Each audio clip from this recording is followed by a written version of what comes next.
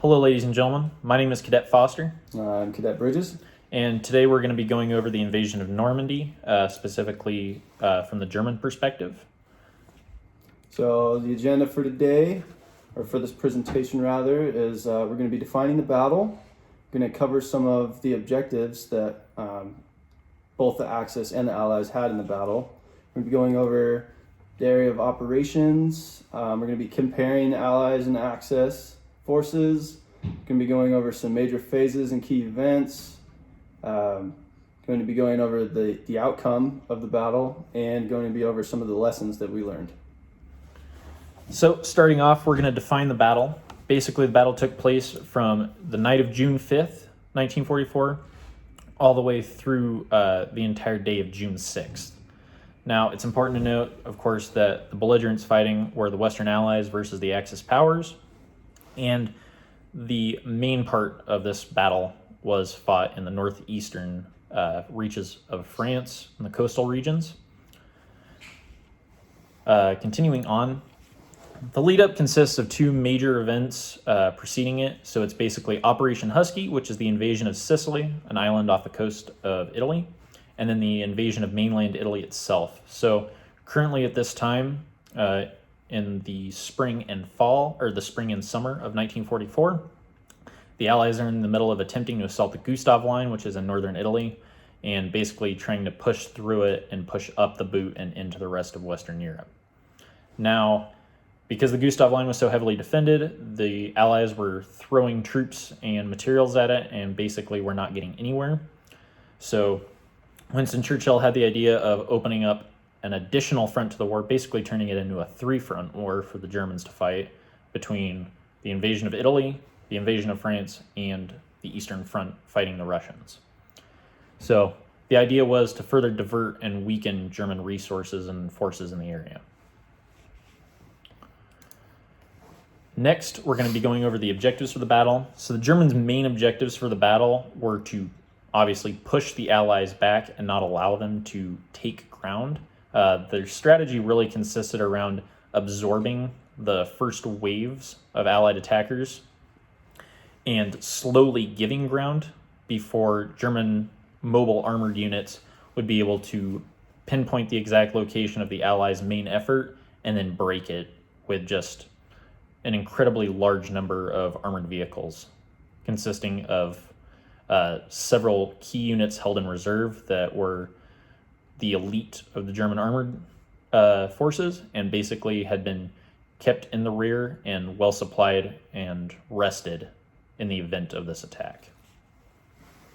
The Allies' main aims included obviously the invasion of Normandy, in addition to putting further pressure on via the opening of a third front. And the key Allied objectives to this was not only establishing and maintaining a beachhead, but also securing via paratroopers and other airborne assets the use of major transport hubs like bridges and towns and strategic crossroads. So, just to go over kind of the specifics for the area of operations, it's northeastern France in the coastal regions. So obviously because it's an amphibious invasion. The weather there is pretty temperate coastal. It's prone to a lot of rainstorms and thick overcast skies, and this did at some instances hamper Allied air cover, as well as artillery support from from naval guns. And additionally, it restricted mobility to an extent because anything traveling through the countryside, because of the bocage in the rear areas of the coast, basically you had to travel along roads. Otherwise, the mud caused from the rain not sitting on the roads forced vehicles to be bogged down and travel along singular roads.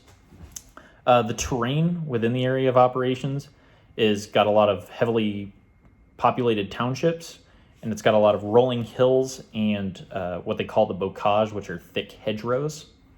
Basically, it's a thick wooded area that has a lot of cover, but even more concealment, which was useful for the defenders for maintaining or establishing ambushes and other counterattacks, trying to mass forces to counter the Allies. Key terrain definitely consists of townships, crossroads, and bridges because of the small amount of bridges that led over some of the rivers in the area, which greatly restricted the Germans and the Allies' ability to move armor into strategic areas. All right, so size and composition. The Germans had roughly 380,000 men, which basically made up into roughly 24 divisions. Opposing that is the Allies, which had a very strong 40 divisions in addition to full naval and air cover. The big advantage for the Germans was that their experienced units that they had on their lines were very experienced and used to winning, whereas the Allies had a lot more men, but not all were fully battle tested and had actually been under fire before.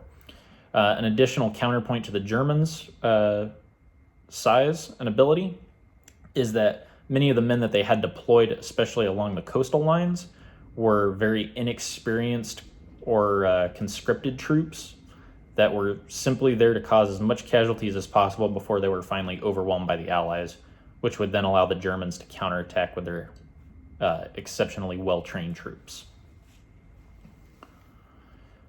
Next, we're going to discuss technology. So the Axis definitely had superior technology in terms of armored vehicles and communications. So the Tiger tanks, the Enigmas, some of the other mobile artillery vehicles that the Germans had access to.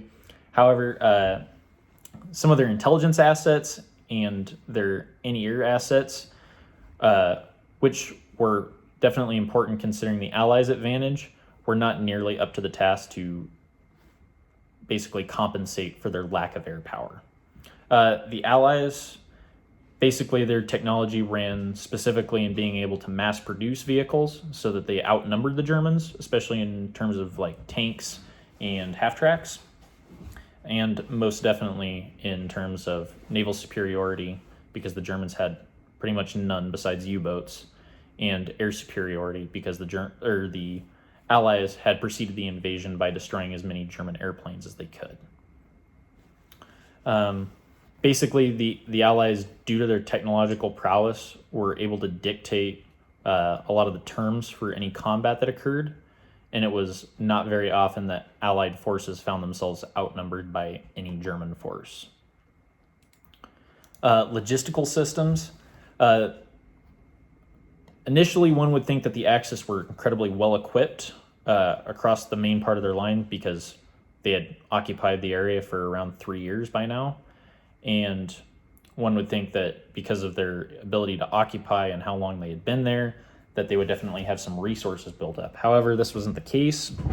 And a lot of their soldiers, especially the conscript units serving on the front lines, had very little ammunition or food or water or fuel or anything else.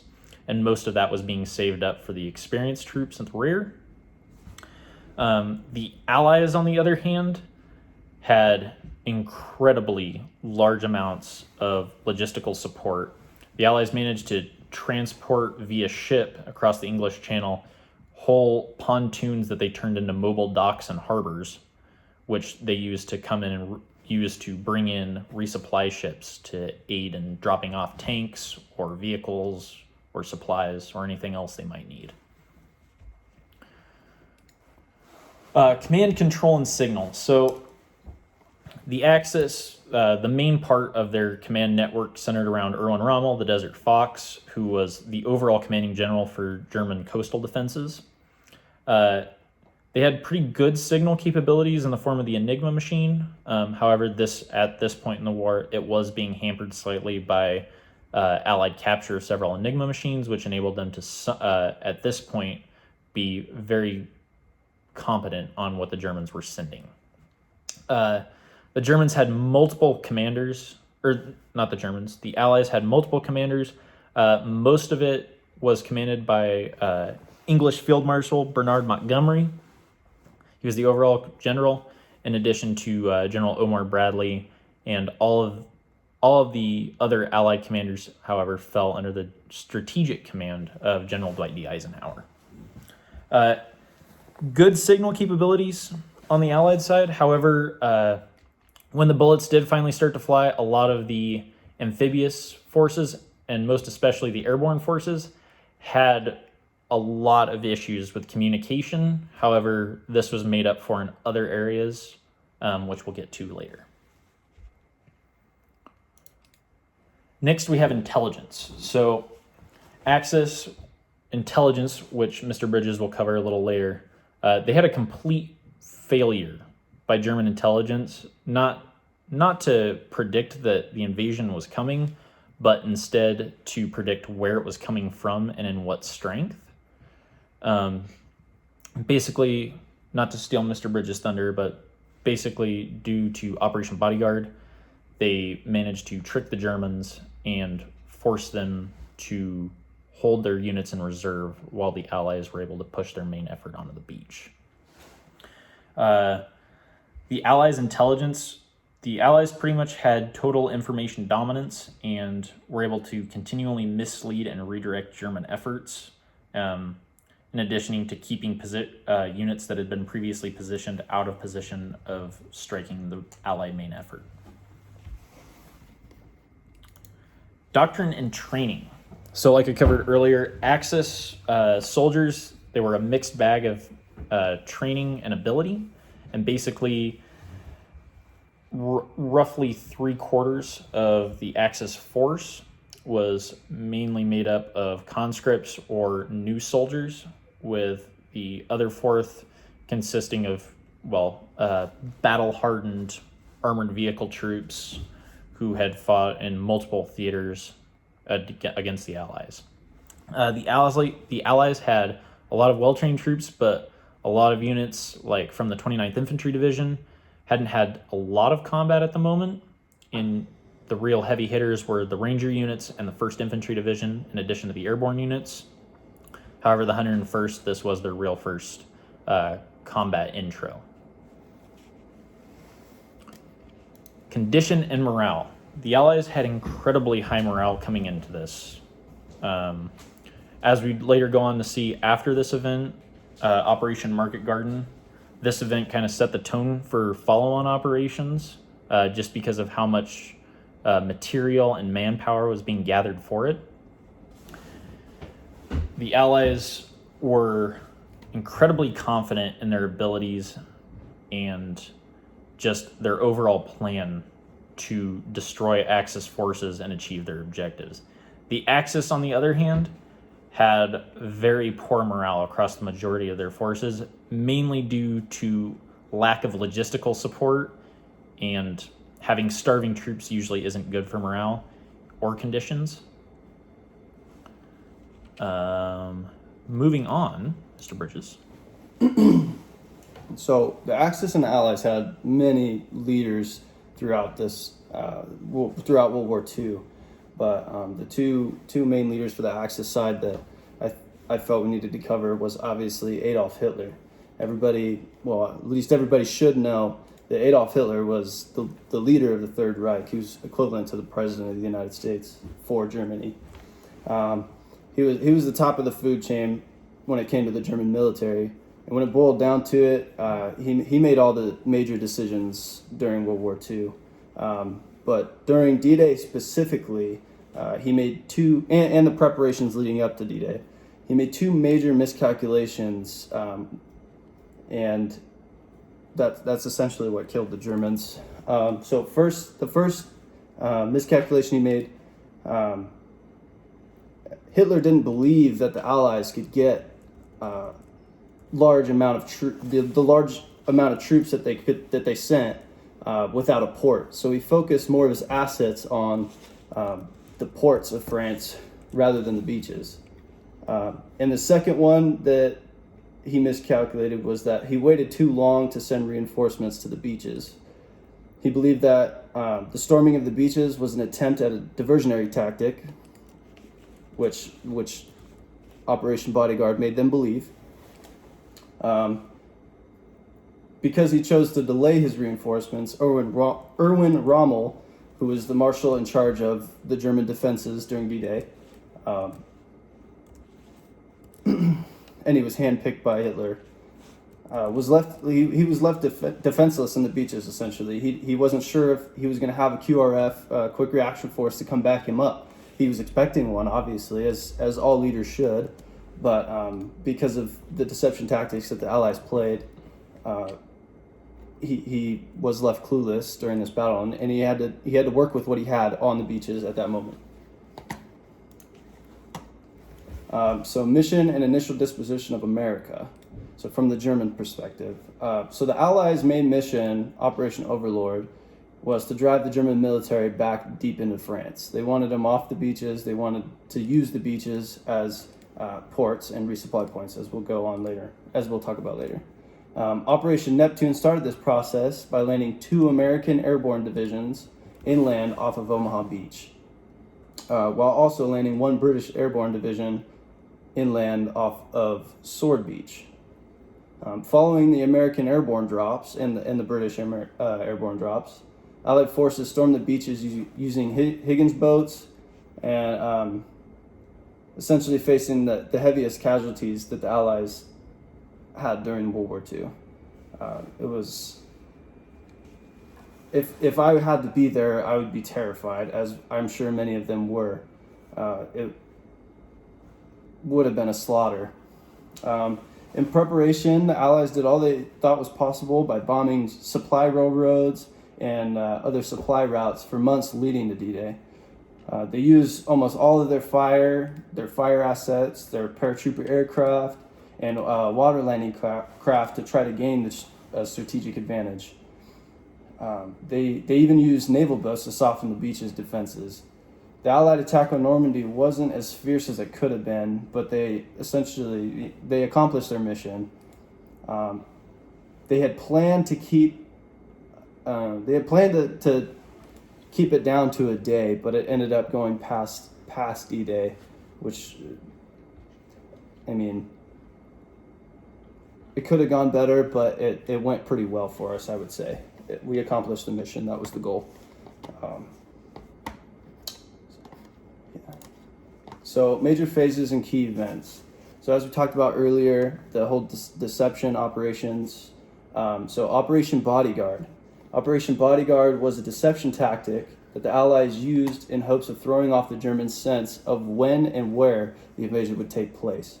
They included many different plans and operations into the information that the Germans received.